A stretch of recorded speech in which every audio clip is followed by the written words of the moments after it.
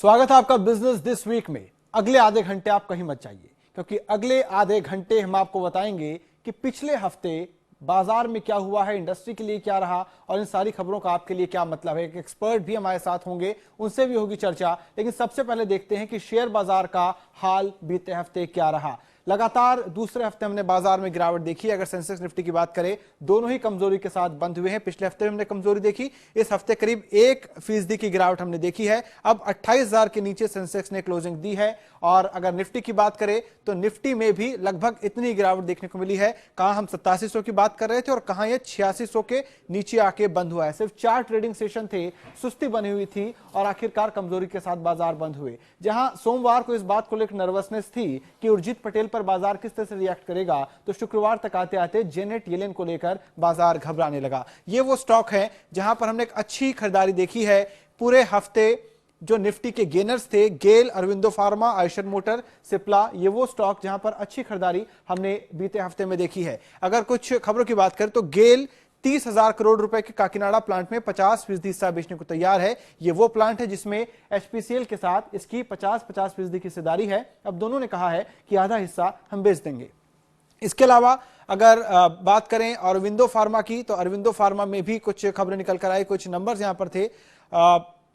जून तिमाही में 24% मुनाफा बढ़ा, 585 करोड़ रुपए बेहतर नंबर आया, जिसका हमने लगातार खरीदारी देखी है इस काउंटर में। अरविंदो फार्मा करीबन 3.25% की बढ़त इसने हासिल की है। अगर उन स्टॉक्स की बात करें जहां पर कमजोरी देखने को मिली, तो ये गिरने वाले शेयर है निफ्टी के। टाटा स्टील करीब 6% गिरा है, विप्रो में भी लगभग इतनी गिरावट, अदानी पोर्ट्स और एनटीपीसी यहां पर भी गिरावट देखने को मिली है। निफ्टी के गिरने वाले शेयर हैं। टाटा स्टील के लिए खबर ये निकल कर आई कि बस्तर में, छत्तीसगढ़ के बस्तर में जो स्टील प्लांट था उस प्रोजेक्ट से बाहर निकल गई। 2005 में इसने एमओयू साइन किया था छत्तीसगढ़ सरकार से 19,500 का, लेकिन जमीन के अधिग्रहण में देरी हो रही है जो कि राज्य सरकार के जिम्मे था। इस वजह से अब कंपनी वहां से बाहर निकल गई है।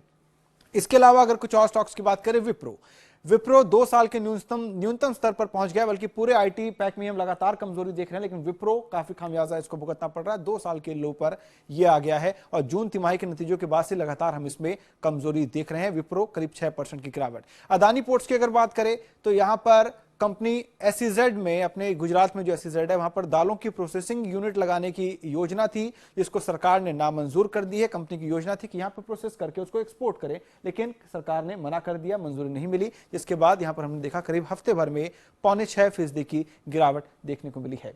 इसके अलावा अगर हम बात करें जेनेट येलेन की, क्योंकि जेनेट येलेन पर नजर थी बाजार की और उस पर हम चर्चा करेंगे कि बाजार के लिए क्या मतलब है। हमारे साथ एक्सपर्ट हैं, उनका परिचय आपसे कराते हैं। कवि कुमार हैं, बाजार के सीनियर एनालिस्ट हैं। बहुत बहुत शुक्रिया कवि आपका आज हमसे चर्चा करने के लिए। अब बात करते हैं जेनेट येलेन की। अमेरिकी फेडरल रिजर्व की चेयरमैन जेनेट येलेन को लेकर बाजार घबरा रहा था कि जैक्सन होल इवेंट में वो क्या स्टेटमेंट देने वाली है, और जेनेट ने लगभग वही बात की जिसका कि अंदाजा था। ब्याज दरें बढ़ने की उन्होंने बात कही और कहा कि ब्याज दरें बढ़ाई जाए, इसके पर्याप्त वजह दिखाई दे रही हैं। लेकिन साथ ही उन्होंने अमेरिकी बाजारों में भरोसा भी जताया, अमेरिकी इकोनॉमी में। एक नजर देखते हैं कि उन्होंने कहा क्या, जेनेट येलेन ने कहा क्या था। आपको बता दें, जेनेट येलेन ने कहा कि अमेरिकी बाजारों में जिस तरह से रोजगार के बेहतर आंकड़े आ रहे हैं और साथ ही जिस तरह से इकोनॉमी से जुड़े बेहतर यहां पर डेटा आ रहे हैं, उन सबसे भरोसा बन रहा है कि इकोनॉमी की दिशा सही है और ऐसे में बहुत सारी वजहें जो है बढ़ गई हैं कि ब्याज दरें क्यों न बढ़ाई जाएं। कभी आपसे पहले जानना चाहेंगे, जेनेट येलेन को लेकर डर लग रहा था, उसके बाद अमेरिकी बाजारों में हमने हल्की कमजोरी भी देखी क्योंकि उन्होंने ब्याज दरें बढ़ाने की बात कही। कब तक बढ़ाई जाएंगी इस पर उन्होंने कुछ नहीं कहा। जब सोमवार को बाजार खुलेंगे किस तरह से रिएक्ट करेंगे? पॉजिटिव ये रिएक्शन होगा डेफिनेटली। मार्केट को ये इंडिकेशन देखिए बार बार दिया जा रहा है फेडरल रिजर्व की तरफ से कि वो अब दे आर रेडी, कि बाजार में अब इंटरेस्ट रेट बढ़ाएगी तो बाजार उसको एब्जॉर्ब करने की हालत में है। ये बार बार इंडिकेशन दिया जा रहा है। लेकिन देखिए, the devil is in the detail. बहुत सारे जो आंकड़े जो निकल के आ रहे हैं उसको अपनी तरफ से फेडरल रिजर्व उसको देख रहा है, और एक सच बात तो ये है कि वो हिम्मत नहीं जुटा पा रहा है कि ब्याज दर बढ़ा ले और अमेरिकी बाजार उस चीज़ को हजम कर ले। तो इसलिए वो बार बार वो इंडिकेशन की बात हो जाती है और वो पोस्टपोन हो जाता है। लेकिन मेरा मानना ये है कि दिसंबर में जरूर ब्याज दरें बढ़ेंगी। क्वांटम कितना होगा ये डिपेंड करेगा इस क्वार्टर के जो उनके रिजल्ट्स आएंगे, लेकिन definitely December is one benchmark which I am looking forward कि उसमें ब्याज दरें जरूर बढ़ेंगी। तो बाजार के लिए क्या दिशा देख रहे हैं, क्योंकि December is again I think positive होगा, क्योंकि लोग सितंबर को लेकर डर रहे हैं। अगर दिसंबर में होता है तो तब तक बाजार यहां से आप बेटर पाएंगे? डेफिनेटली, बिकॉज देखिए आप इंडियन मार्केट्स की हम बात करें प्योरली, तो यहाँ पर एक आपका जो रेंज बाउंड मार्केट है ये डेफिनेटली जो प्री दिवाली नॉर्मली हम एक मोमेंटम देखते हैं, एक जो वो प्री दिवाली एक रनअप बनेगा और इस क्वार्टर के रिजल्ट्स भी आएंगे। रिजल्ट्स में बहुत कुछ जो है, जो मैं अगर नेगेटिव नहीं कहूँगा तो बहुत पॉजिटिव चीज़ें नहीं थी, वो इस क्वार्टर पिछले क्वार्टर में बहुत फैक्टर हुई हैं काफ़ी सारी कंपनियों की और सब सेगमेंट्स में हुई है। तो ये थोड़ा सा अगर सबड्यूड भी रिजल्ट रहता है तो मार्केट उसको पॉजिटिवली लेगा और एक डेफिनेटली प्री दिवाली बिल्डअप तो मार्केट में उम्मीद है ही, क्योंकि देखिए you are closest to the highest peaks, आप पीक से थोड़ा ही नीचे है, तो ये मार्केट की सस्टेनेबिलिटी और मार्केट का स्ट्रेंथ बताता है कि अभी डिमांड है मार्केट में और कोई कारण चाहिए, वो कारण बाजार खोज लेता है, तेजी के और मंदी दोनों कारण खोज लेता है। तो यहाँ से नेक्स्ट मोमेंटम लेवल पे जाने के लिए मार्केट को एक रीजन चाहिए जो कि प्री दिवाली रैली का मोमेंटम होगा। जी, अब एक शेयर उसकी हम बात कर लेते हैं जिसने बीते हफ्ते निवेशकों को भारी झटका दिया है, वो है वेल्सपन इंडिया का। पिछले 5 सत्र में ये शेयर 52% टूट चुका है। अमेरिकी रिटेलर टारगेट द्वारा कॉन्ट्रैक्ट रद्द करने के बाद से ये शेयर लगातार टूट रहा है। आपको बता दें कि वेल्सपन इंडिया अमेरिकी कंपनी टारगेट के लिए इजिप्शियन कॉटन से बेडशीट बनाकर देती थी। यह बेडशीट फील्ड क्रेस्ट के नाम से बाजार में बिकता है। हालांकि टारगेट द्वारा कराए गए ऑडिट में सामने आया कि वेल्सपन ने इजिप्शियन कॉटन के नाम पर जो कॉटन बेचा, जो कॉटन के इस्तेमाल का दावा किया, वो गलत निकला और इस बेडशीट में कोई दूसरा कॉटन था। यह बेडशीट वेल्सपन इंडिया ने अगस्त 2014 से जुलाई 2016 के बीच बनाई थी। ऑडिट के बाद टारगेट ने वेल्सपन द्वारा बनाई गई बाकी सभी बेडशीट मार्केट से हटा ली, साथ ही कंपनी के साथ अपना कॉन्ट्रैक्ट भी खत्म कर दिया। इसके साथ ही दूसरे रिटेलर्स ने कंपनी के प्रोडक्ट को लेकर रिव्यू शुरू कर दिए हैं। जानकार मान रहे हैं कि कॉन्ट्रैक्ट रद्द करने की वजह से कंपनी की आय पर बुरा असर पड़ना तय है और इससे कंपनी की छवि को भी गहरा झटका लगा है। कभी आमतौर पर इस शो में हम इंडिविजुअल स्टॉक्स पर बहुत ज्यादा चर्चा नहीं करते, लेकिन वेल्सपन की चर्चा करना इसलिए जरूरी है कि 52% 5 दिन में टूट गया। निवेशकों के 5300 करोड़ रुपए साफ हो गए। देखिए, जो प्रेमाइस था उसके बिजनेस का, वो प्रेमाइस ही हिल गया है बिल्कुल। आप ये देखिए कि ये जो यूएसपी था कि जो हमारे फॉरेन बायर्स हैं और रेगुलर बायर्स हैं, जो लार्ज स्केल में उनके कॉन्ट्रैक्चुअल बायर्स थे, अब उसके सबसे बड़े बायर ने ही आपका कॉन्ट्रैक्ट जब कैंसिल कर दिया तो आपके बिजनेस का जो बेसिक फंडामेंटल है वही हिल गया। अब आगे क्या क्या निकल के आता है, देखिए इजिप्शियन कॉटन की बात है, that is you know everybody knows कि पिछले 30 साल में लगातार इजिप्ट में जो कॉटन की जो खेती है वो कम हो रही है और उसकी यील्ड्स कम हो रही है। तो क्लेम दूसरी चीज़ है और एक्चुअली में दुनिया को भी पता था कि क्या हो रहा है। अब इस किस कारण से ऑडिट हुआ और कितनी अंडरस्टैंडिंग थी कि इजिप्शियन स्टेपल कॉटन कितना डालेंगे, कितना उसको मिक्स करेंगे विद इंडियन कॉटन, ये तो डिपेंड करता है क्योंकि कॉन्ट्रैक्ट निवेशकों के लिए इस वक्त मैसेज क्या है? जिनका इतना नुकसान हो गया वो अब बने रहें इसमें या नए लोग एंटर करें? नहीं, ये गिरती हुई छुरी है क्या? बिल्कुल बिल्कुल बिल्कुल नहीं, एकदम बिल्कुल नहीं एंटर करना चाहिए। क्योंकि अगर देखिए इन चीज़ों में स्पेशली कि आप जब कंज्यूमर आइटम में डील करते हैं, कोई भी बिजनेस सबसे बड़ा चीज़ होता है कि आपकी रेपुटेशन पे डिपेंड करता है।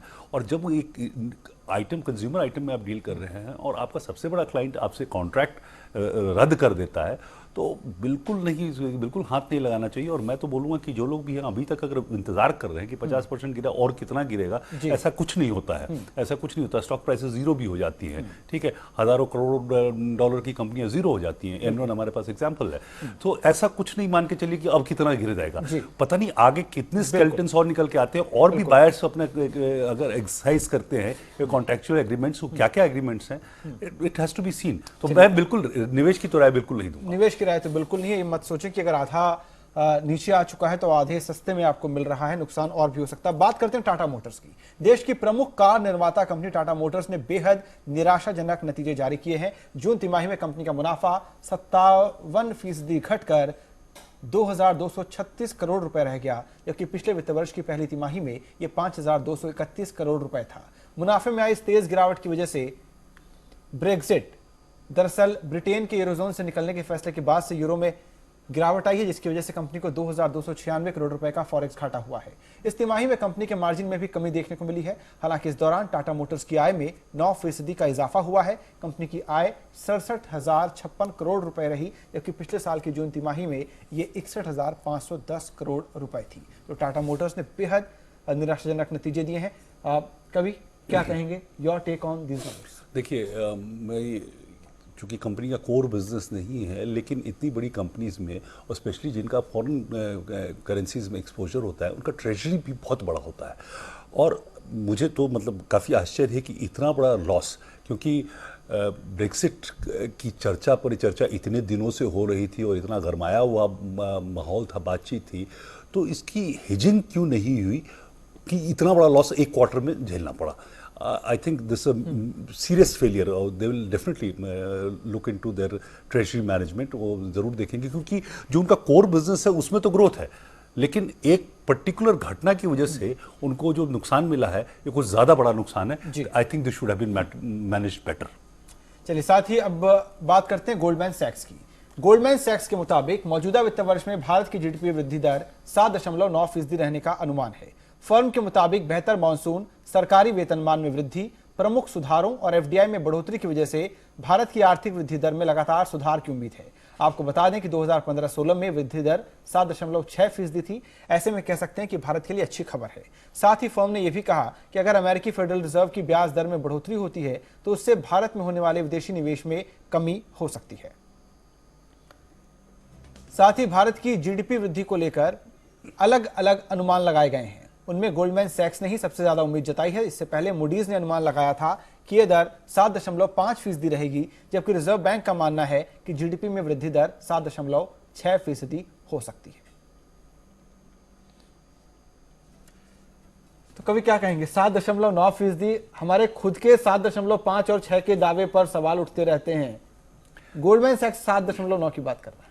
देखिए, एक तो तय है कि जो एक सेंटिमेंट बहुत इम्प्रूव किया है वो एफडीआई का सेंटिमेंट इम्प्रूव किया है, और स्पेशली मेक इन इंडिया के बाद अगर पाइपलाइन में बहुत सी चीज़ें हैं जिसका इम्पैक्ट मेरे हिसाब से नेक्स्ट ईयर आना शुरू होगा। और गोल्डमैन सैक्स का जो ऑप्टिमिज्म है, जो बुलिशनेस है, वो उसी पाइपलाइन की वजह से वो बुलिशनेस है। ठीक है, रिफॉर्म्स जो अब का एक रेगुलर प्रोसेस है वो चल ही रहा है।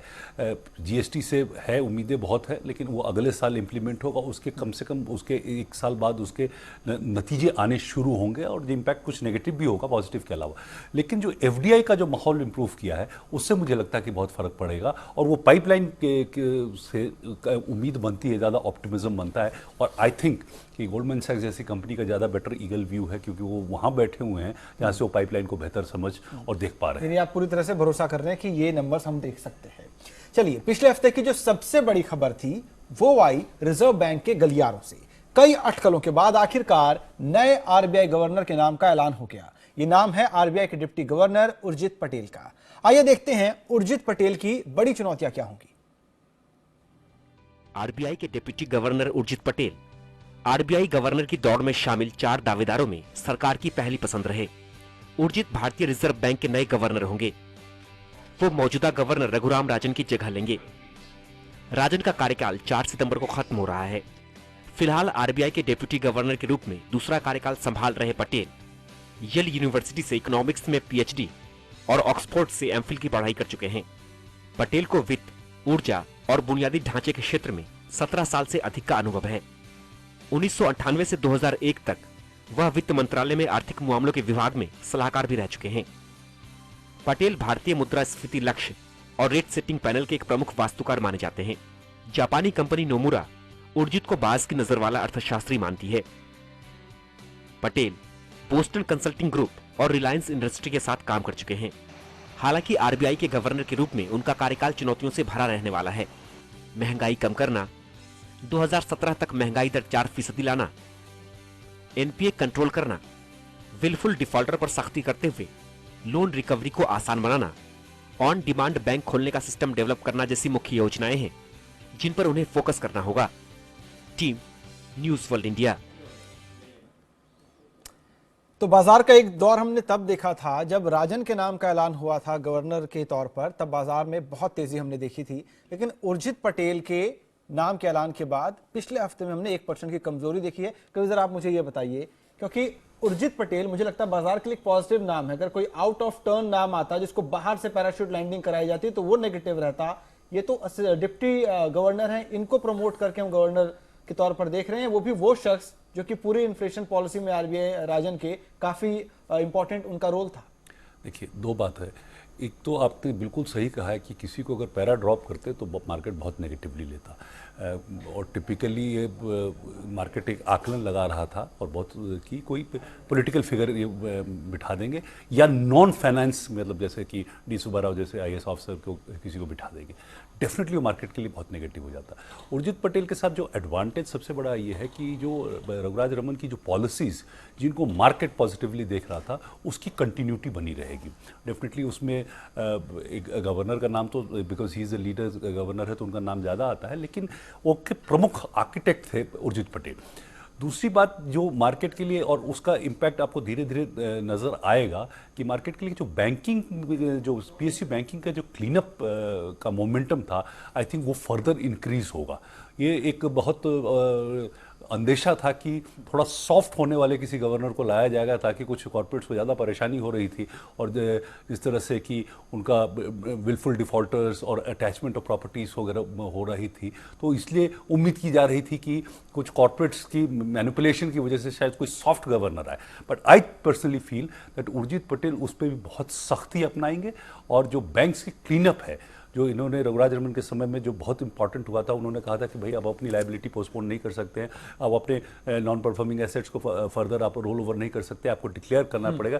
तो कम से कम आज हमें ये पता है कि इतना जो रॉट है बैंकिंग इंडस्ट्री में वो सामने आया है, उसको फर्दर ये पुश करेंगे उर्जित, और जो कि मैं समझता हूँ मार्केट और इकोनॉमी दोनों के लिए बहुत अच्छा है। जी, तो बाजार के लिए अच्छा है। अब देखना होगा कि बाजार कब उस तरह से रिएक्ट करता है। तो उर्जित अब नए गवर्नर होंगे, लेकिन रॉकस्टार राजन जाते जाते भी कुछ बड़े बदलाव करके जा रहे हैं, जिसे जानकार राजन के गुड बाय गिफ्ट के तौर पर देख रहे हैं। पहले आपको बताते हैं वो बड़ा फैसला जो बॉन्ड मार्केट और बैंक दोनों को बड़ी राहत देने वाला है। रघुराम राजन ने जाते जाते भी बॉन्ड और करेंसी मार्केट के लिए रिफॉर्म के बड़े दरवाजे खोल दिए हैं। ये ऐसे बदलाव हैं जो न सिर्फ रुपए को नई ताकत दे सकते हैं, बल्कि बैंकों में भी नई जान फूंकने का मादा रखते हैं। नए प्रस्तावों के मुताबिक अब भारतीय बैंक विदेश से रुपए बॉन्ड यानी मसाला बॉन्ड के जरिए पूंजी जुटा सकते हैं। इस फंड का इस्तेमाल कैपिटल के तौर पर इंफ्रास्ट्रक्चर फाइनेंसिंग या सस्ते घरों की फाइनेंसिंग के लिए की जा सकती है। फिलहाल मसाला बॉन्ड कॉरपोरेट और बड़े एनबीएफसी ही जारी कर सकते हैं। मसाला बॉन्ड के जरिए करेंसी में उतार चढ़ाव के जोखिम के बिना विदेश से रकम जुटाई जा सकती है। इसके अलावा बैंक चाहें तो लिस्टेड कंपनियों से भी फंड जुटा सकते हैं। ये एक ऐसा प्रस्ताव है जो बैंकिंग सिस्टम की लिक्विडिटी में बड़ा सुधार कर सकता है। इसके अलावा करेंसी मार्केट के लिए भी नए नियमों की घोषणा की गई है, जिससे निवेशकों के लिए हेजिंग आसान हो जाएगी। नए नियमों के मुताबिक अब कोई निवेशक ओवर द काउंटर या एक्सचेंज पर ट्रेड होने वाले करेंसी वायदा सौदे में $3 करोड़ तक की हेजिंग कर सकता है। बैंक चाहें तो अपने ग्राहकों को $50 लाख तक की पोजीशन खुली रखने की इजाजत दे सकते हैं। हालांकि ये लिमिट वक्त के साथ बदलती भी रहेगी। ये ऐसे फैसले हैं जिससे फॉरेन एक्सचेंज मार्केट में लिक्विडिटी बढ़ना तय है। इसके साथ ही रिजर्व बैंक ने बड़े कॉरपोरेट ग्रुप को दिए जाने वाले कर्ज के एक्सपोजर की लिमिट घटा दी है। नए नियम के मुताबिक अब बैंक किसी एक ग्रुप को उसके इक्विटी कैपिटल के 25% से ज्यादा कर्ज नहीं दे पाएंगे। पहले ये सीमा 55% थी।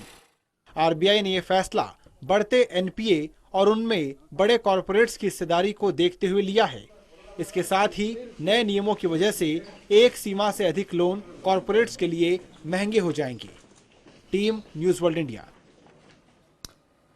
तो ये तो था बैंक, करेंसी मार्केट और बॉन्ड मार्केट को राजन का तोहफा, लेकिन तोहफा अभी बाकी है जो सीधे आम आदमी पर असर डालता है। ये एक ऐसा उपाय है जो आपके हमारे बैंकिंग के तरीके को पूरी तरह से बदल सकता है। हम बात कर रहे हैं यूनिफाइड पेमेंट इंटरफेस यानी यूपीआई की। देश के 21 बैंक अब यूनिफाइड पेमेंट इंटरफेस से जुड़ गए हैं। यह आपके बैंकिंग के तरीके को पूरी तरह से बदल के रख देगा। यूपीआई के जरिए अब पैसे ट्रांसफर करना बहुत आसान होगा, क्योंकि ये ना तो आपके डेबिट या क्रेडिट कार्ड की डिटेल मांगेगा और ना ही बैंक अकाउंट नंबर या आईएफएससी कोड। सिर्फ मोबाइल नंबर या ईमेल आईडी के जरिए ट्रांजैक्शन झट से हो जाएगा। इसे रघुराम राजन का ड्रीम प्रोजेक्ट बताया जा रहा था। इस ऐप को पहले गूगल प्ले स्टोर से डाउनलोड कर स्मार्टफोन पर एक्टिवेट करना होगा, अपना बैंक अकाउंट और आधार नंबर इसमें डालना होगा, जिसके बाद आपकी एक यूनिक वर्चुअल आईडी बन जाएगी। इसी यूनिक आईडी के जरिए आप पैसे भेज भी पाएंगे और पैसे ले भी पाएंगे। इस ऐप के जरिए एक दिन में 50 रुपए से 1 लाख रुपए तक ट्रांसफर किए जा सकते हैं। यूपीआई को ऑनलाइन बैंकिंग का अब तक का सबसे सुरक्षित जरिया माना जा रहा है। और जाते जाते रघुराम राजन ग्रामीण महिलाओं को भी एक तोहफा दे गए हैं। ग्रामीण महिलाओं को आत्मनिर्भर बनाने के लिए उन्हें सस्ता लोन दिया जाएगा। केवल शर्त यह है कि महिलाओं ने अपना स्वयं सहायता समूह बनाया हुआ हो। ऐसी स्थिति में उन्हें 7% की दर से लोन मिलेगा। इस संबंध में रिजर्व बैंक ने बैंकों को दिशा निर्देश जारी कर दिए हैं। इतना ही नहीं, अगर महिलाओं का समूह तय समय पर लोन लौटा देता है तो उन्हें इंटरेस्ट रेट से 3% की और भी छूट दी जाएगी। इस स्कीम के तहत देश भर के 250 जिलों के ग्रामीण महिलाओं को 3 लाख रुपए तक का लोन मिलेगा।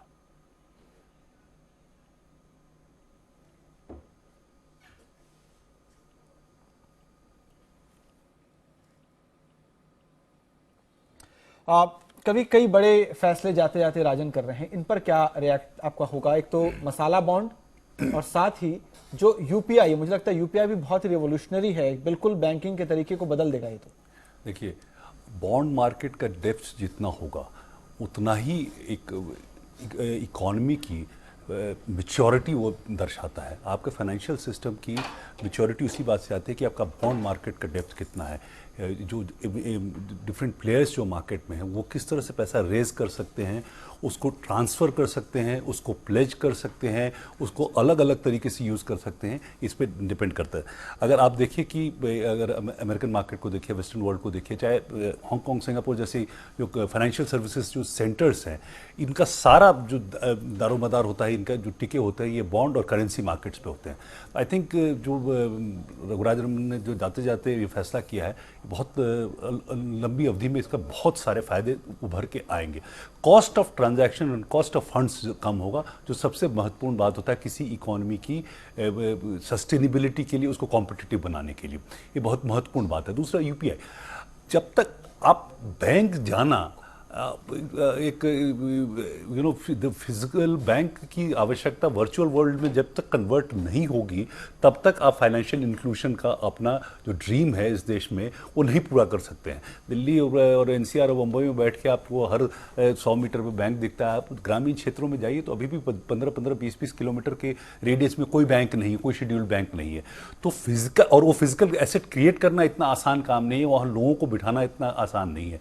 तो थैंक्स टू टेक्नोलॉजी आप अगर वर्चुअल बैंकिंग को बढ़ावा देते हैं, तभी आपके financial inclusion, financial literacy, financial benefits percolate करने की बात आती है, और उसमें एक बहुत ही रेवोल्यूशनरी कदम है। और साथ ही मसाला बॉन्ड के जरिए एक तीर से कई सारे शिकार यहाँ पर होंगे। रुपया आपका बेहतर होगा, बैंकों के लिए पूंजी बढ़ेगी, और साथ ही बैंकों को अब कॉर्पोरेट से फंड रेज करने की भी इजाजत यहाँ पर दी जा रही है कि अगर लिस्टेड कंपनी है तो उनसे आप फंड रेज कर सकते हैं। देखिए, एक हमारे यहाँ व्यवस्था क्या है कि रेगुलेटर हर चीज़ रेगुलेट करने की परेशानी में रहता है, अपॉर्चुनिटी क्रिएट करने की परेशानी में नहीं रहता है। अगर अपॉर्चुनिटी क्रिएट हो तो रेगुलेशन तो इस सब्सिक्वेंट, पहले अपॉर्चुनिटी तो आप क्रिएट कीजिए, आप तो वो टूल्स तो दीजिए जिसको बाद में रेगुलेट कीजिएगा। तो यहाँ पर तो सारा ध्यान रेगुलेशन पे चला जाता है और आपके पास अपॉर्चुनिटी होती नहीं, तो पता नहीं रेगुलेट क्या होता है। तो ये चीज़ें बहुत महत्वपूर्ण है कि आप भरोसा रखिए अपने प्लेयर्स पे, अपने सिस्टम पे भरोसा रखिए और उनको पंख दीजिए उड़ने के लिए, और तब उनको रेगुलेट कीजिए। अन्यथा उनके पास कुछ है ही नहीं, वो सारे टूल्स ही नहीं है और आप रेगुलेट किए जा रहे हैं। Actually you are stifling their growth. तो बाय डूइंग दिस एक नया आयाम दिया है कि भाई आप ये भी एक्सप्लोर कर सकते हैं, यहाँ भी जा सकते हैं, यहाँ से भी पैसा रेज कर सकते हैं। और जब तक आप अपने रिस्क को मैनेज करते हैं, देखिए बैंकिंग फाइनेंशियल सिस्टम में क्या होता है, अगर आप अपने रिस्क को मैनेज करके कोई भी बिजनेस कर रहे हैं, कोई भी कदम उठा रहे हैं, तो वो सही है। तो रेगुलेटर का काम होता है कि वो देखना कि वो रिस्क किस तरह से मैनेज हो रहा है, और रिस्क मिटिगेशन के फैक्टर्स को देखना ज्यादा इंपॉर्टेंट है बनिस्बत इस बात के कि आप ये नहीं कर सकते, ये नहीं कर सकते, ये नहीं कर सकते। कभी आपको लगता है कि इन सारे उपायों से कम से, क्योंकि बैंकों की जो बार बार शिकायत होती है, आरबीआई कहता है हम रेट घटा रहे हैं, आप रेट नहीं घटा रहे हैं, बैंक रोना रोते कि हमारा कॉस्ट ऑफ फंड बहुत ज्यादा है, इन सारे उपायों से उनका कॉस्ट ऑफ फंड कम हो जाएगा, उनके पास कई सारे ऑप्शंस होंगे फंड रेज करने के। It is a step forward towards that definitely. मैंने पहले भी आपको कहा है कि जैसे कि बॉन्ड मार्केट की जितनी डेप्थ होती है वो फाइनेंशियल मार्केट की मैच्योरिटी बताता है। किसी देश की अर्थव्यवस्था की मैच्योरिटी तब आती है जब उसका बॉन्ड मार्केट की डेप्थ होती है। और बॉन्ड मार्केट की डेप्थ का सीधा सीधा तरीका ये है कि बोरोर लेंडर के लिए फील्ड बड़ा बनता है। और जैसे देखिए बहुत सिंपल है कि अगर आपका साइज बड़ा होगा तो कॉस्ट इंपैक्ट कम होता जाएगा। तो उसी तरह से जितनी बड़ा फील्ड होगा, जितना डेप्थ होगा, उस तरह से आपका कॉस्ट कम होगा। और जहाँ तक बैंकों की बात है, मेरा मानना यह है कि वहाँ पर जो ब्याज दरें कम नहीं होने का एक सबसे बड़ा कारण है इनका खराब बैलेंस शीट में जो एनपीएस है, जो बड़े बोरोअर्स का जो एनपीएस है। छोटे बोरोअर जो होम लोन बोरोअर्स है, कार लोन बोरोअर्स है, जिनमें डिफॉल्ट बहुत कम है, नेग्लिजिबल है, उनको इफेक्टिवली पनिश किया जा रहा है for the larger borrowers who are not paying. चलिए, बहुत बहुत शुक्रिया कभी आज हमें वक्त देने के लिए। तो फिलहाल इस प्रोग्राम में इतना ही, लेकिन आप देखते रहिए न्यूज़ वर्ल्ड इंडिया और अगले हफ्ते शनिवार को हम फिर 3 बजे लेकर आएंगे बिजनेस दिस वीक। नमस्कार।